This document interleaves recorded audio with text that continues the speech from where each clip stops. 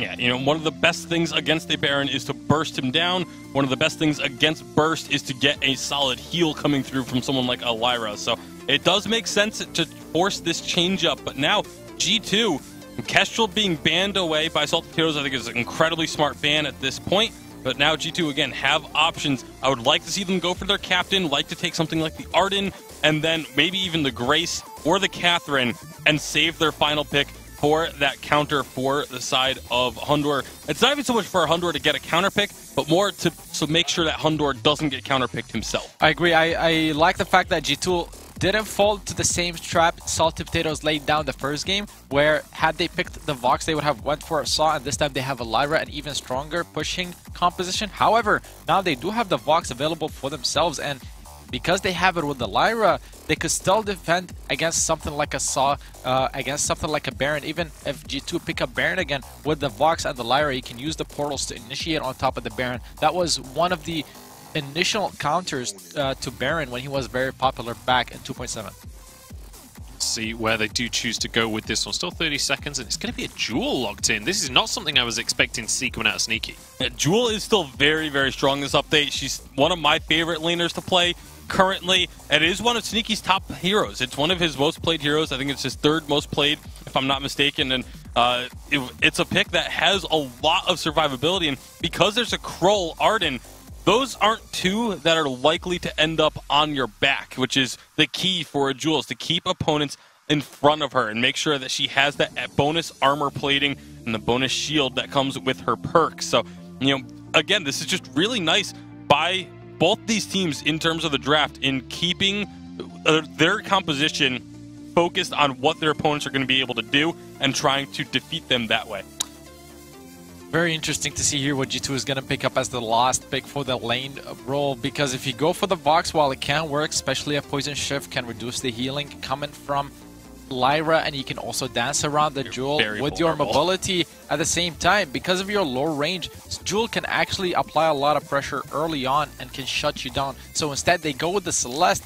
This is one of the first Celestes in general, one of the few mages we've seen in 2.9 just because of the CP item changes that have come through in the update. So Hundor picks it up though, and with the Krull, that's a very strong composition, very well rounded, has very long range late game. Yep. It can still work for them. It feels like a classic G2 composition as well. You've got that CC chain between the Krull and between the Celeste, and also you've got Hundor on this late game hyper carry Celeste. You've got Dark Potato can play aggressive on this, but you can also play that Krull just to peel as well. Yeah, a lot of it is going to be focused on the peeling and trying to get weakness stacks built up on the Jewel so that her Thunder Strikes don't hurt quite as much, but it's all going to be about the range game and trying to keep that Jewel at a distance. Thankfully, Celeste has one of the longest ranges in the game, so will be able to kind of try and keep Jewel at bay. But once she jumps in, that's where the concern comes through, because there isn't a ton, aside from the Vanguard and maybe a really well-thrown From Hell's Heart, there isn't a whole lot to keep the Celeste safe if Jewel uses a Rocket Leap and gets into melee range. Indeed, it's going to be interesting because, in my opinion, SaltyPotatoes do have the tools to try and shut down the Celeste late game. With the Lyra portals, you can close the gap very easily, save the Jewel jump even for afterwards. You use the portal, you get close, then when she uses her boots backwards, perhaps you use the jump and keep your distance close to try and finish her off. So it can go either way, but Dark Potato on the Krull is going to be significant versus the Samuel. Honestly, Dark Potato on the Krull is one of the highlights of today, quite frankly. I'm excited to see what he can do in this one. Time to head into the final game. Hashtag Vainglory on Twitter. Let us know whether you think SaltyPotatoes can finish this one off or if G2 are going to be our winners. It's time to pass it over to our casters and get into the last game of our grand final. A huge matchup here in Game 3 of the EU Finals. Now, Sean, we have SaltyPotatoes with a very strong draft pulling out the Weapon Jewel for Sneaky. On the flip side, G2 going over to that very comfortable composition, including the Celeste for Hundor. Do you have a preference here?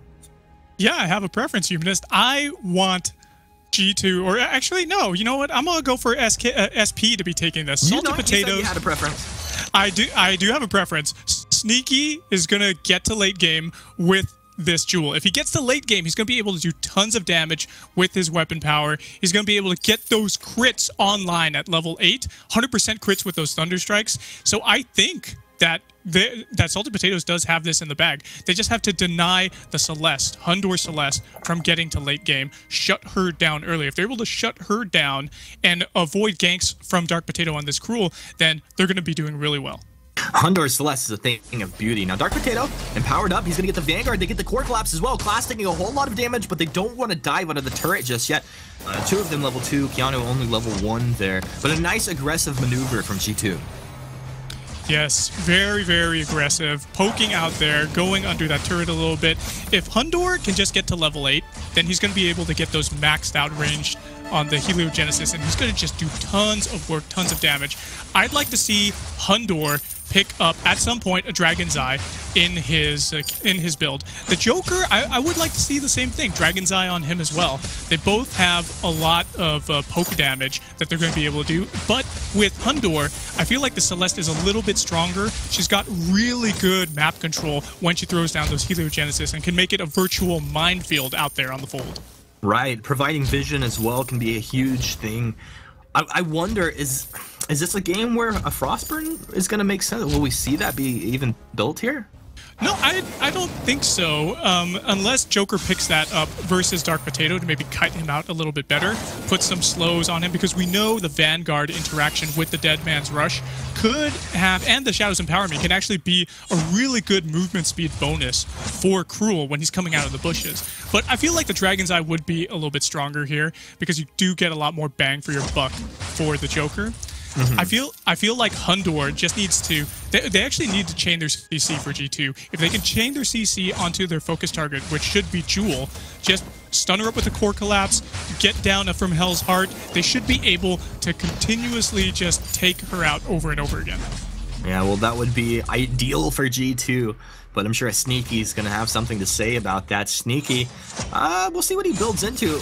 I mean, he's on route to be going, he can go Sorrow Blade, I guess, Serpent Spask early on. We don't see Serpent Spask too much, but whatever that first item is, and then usually right into a whole bunch of crit. Yeah, I say Sorrow Blade going into... he does have the Book of Eulogies to sustain just early game, but he could very well go into Sorrow Blade, Tyrant's Monocle right away, maybe even get some Breaking Point if he's going to stay in the fight longer. That way, he can just build up even more weapon power damage and make himself even more of a threat. More power! Unlimited power for Sneaky. Sneaky has been playing like a monster this week. I want to give this guy credit. I mean... when he was down and out, you know, a lot of people kind of gave up. You hear people talking a little smack, but he never really seems to dip in his skill level. Do that. He doesn't tilt because of it. He seems to only play better, and it's exciting to see. Now, Dark Potato moving up from the jungle. He's going to be empowered up. Nice scout trap once again. SaltyPotatoes have been doing this very good, keeping this vision down where the Crow will be rotating from. We actually saw in that last skirmish in the lane right there, Humanist, that there was a really good Core Collapse landing onto Sneaky and Class. That's what we need to see coming out of Hundor. If he's able to continuously, accurately get those Core Collapses down, they could just keep chaining their CC, and once it gets to late game, Sneaky could very well be done for. Sneaky will not be done for. Sean, I feel like you're biased towards G2 here. Am I wrong? I'm not biased towards G2. I actually want SP to win. It's going to be a really good storyline to see the SP go from being near the bottom of the barrel here, being the 6th seed here today, getting potentially into 3rd place, tying it up with Fnatic. That would be an amazing thing to just see them going from the bottom of the barrel to maybe even the middle of the pack. That's right. It really would be a thing of beauty. Sneaky taking damage actually on the backside there as they drew that turret aggro. Dark Potatoes made his way up. He has the From Hell's Heart. Core Collapse lands on it too. Sneaky starting to get lit up here. I think it was a Crucible actually used out. Came out of class there because he doesn't have the Fountain. He went for the Crucible first, of course. Didn't have my eyes on that before. G2. Very nice stuns coming out, but not able to find anything. No, they're not. Shatterglass, though, is picked up by Hundor. That's going to allow... Oh, look at that. 445 damage onto Class. Very good CP damage output coming from Hundor with those Heliogenesis and Supernova combinations. Looks like Dark Potato could be working towards... he's actually stealing away some of the jungle from SaltyPotatoes. Really good moves by him. But if you look at the gold lead right now, we do see a little bit of an advantage, about 1,000 gold in the lead for SaltyPotatoes, and they're sieging up this turret. They're going to get more. They're going for the turret. Sneaky's on the back line. Is he going to get... Yeah, he'll be able to get out of here, right? No, from Hell's Heart lands. There's the Solar Storm coming through as well. A nice play by Dark Potato as G2 draw first blood. They've lost their turret, but now the push goes back the other way. Let's see if G2 can play their cards right here. Oblivion coming out? Maybe just trying to kill up the minions there. But G2 just lock onto the turret like a pit bull here. It's getting a little bit of that fortified health back, and it will they're going to survive through it. G2, a bold play, and kind of a bummer as they drop down into the jungle. There's no mid-treant there, no healing camp for them to steal off very quickly. So they're going to move back with low health across the map into their side of the jungle. And Sneaky, he likes what he sees. He's going to move forward here, gets the move speed bonus from that sigil. Oh, Sneaky wants to dive. You know he wants to dive. He's actually picking up a little bit of crit for himself, but G2, they'll get out of that one. They will escape with their lives. Dragon's Eye picked up by the Joker. He's low on energy right now, so he's got to be careful. He's getting healed up a little bit, so kudos to Class for doing that. But G2, they want some more. They want some of this gold miner here.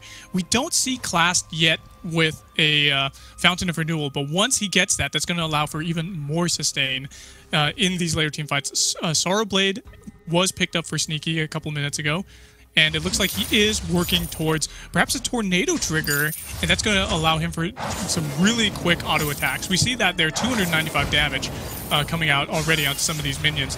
Hundor, his supernovas are hitting pretty hard right now, and he has a Void Battery in tow, gonna allow him for some pretty good energy sustain here as he fights up. I'm pretty sure the attack speed also reduces the cooldown of Thunder Strike, which just has amazing synergy with that item. Oh yeah, Breaking Point picked up by Dark Potato. It looks like we're going to be having the Cruel on Dark Potato that we know and love as this bruiser who just gets in there, and he's able to not only reduce the damage output that's coming out of the carries, but he's also going to be stacking up his own weapon power potential as he fights. They need to be really careful here. They know where they are. Mind, body, and soul. I'm ready. Dark Potato empowered from the backside. Keanu drops the gauntlet. Sneaky has one thing on his mind, and that is turret. We'll push turret, but on the backside, Dark Potato's found the Joker. He's getting the weakness stacks, but the Drifting Dark is down 798 damage. My goodness. Woo! Hundor takes down the Jewel. He didn't even get the turret. Arcane Passage used defensively. Class trying to get back. He'll use the healing flashes. Potato and Keanu look to chase. They need a Vanguard. They need a Dead Man's Rush, but it's on cooldown. Dark Potato taking 2 turrets. He moves in with a Dead Man's Rush. He'll get the Vanguard on the edge. He gets 2. Dark Potato gets the ace. 4-0. G2 hitting up. I almost blacked out. G2. G2 looking strong here. 2 kills on Dark Potato, 0 deaths, 1 kill apiece for Keanu, Nakoa, and Hundor. They are looking so aggressive right now here in this mid game. It's looking amazing for them. We had Sneaky going under that turret. There goes the gold mine over to G2, just increasing their gold lead now. They're only a little under 2,000 ahead. But let's go ahead and take a look at the replay, Humanist. So we saw that Sneaky was he got actually stunned up by the gauntlet there. That slowed him up and didn't allow him to do as much damage as he wanted to. The core collapses, supernovas were raining down upon his head. He wasn't able to finish off the turret, and this team fight, it just lasted for so long. And Dark Potato, he didn't give up. He was just like, hey, I'm just gonna go ahead and keep pushing, and you know what, the minions will get here anytime, and they'll finish off that turret. Really well played. Wow. Using the Dead Man's Rush, getting that double kill there. Who would have thunk it? I mean, Dark Potato played like a monster, but he was hand in hand with Keanu. Keanu threw the Vanguards, the Fountains, like everything he needed there. That was some beautiful teamwork. And G2 have sunk their teeth into this Game 3, and things are looking real good for them. But Sneaky starting to hit some nice powers. My Core Collapse lands. A couple of the Helio, actually Supernova, just blowing Sneaky up here. It's kind of low in health. He'll need an Imperial Sigil to get healed up here real quickly as G2 start to siege up onto this Tier 2 turret here.